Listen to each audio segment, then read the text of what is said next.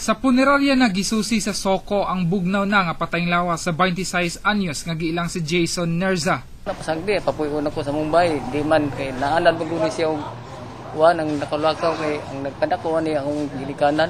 Nangamatay naman. Gikuha po ni siyang inahan. Nguli mapudiri sa sipit. Dinhin ining gamayng kwarto giingong natulog si Jason kagabi og na-discover na lang niya ng buntag nga nagbitay na siya likos ang usa ka kortina sa iyang liog.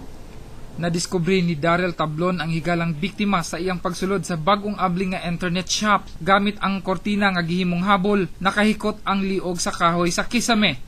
Liog niya. Asa man nakabukod? Dari.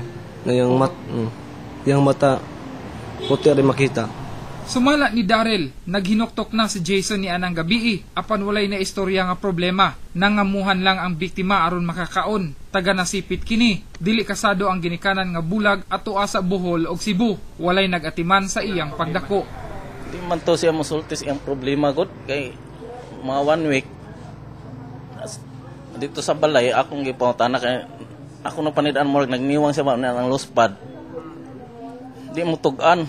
Anaa karon sa punerarya ang patayng lawas sa biktima ug human sa iyang dili makatarunganon nga kamatayon, giproblema sa mga kabanay ang gasto sa iyang disente nga pagpalubong. Rog Kultura, Patrol sa Caraga.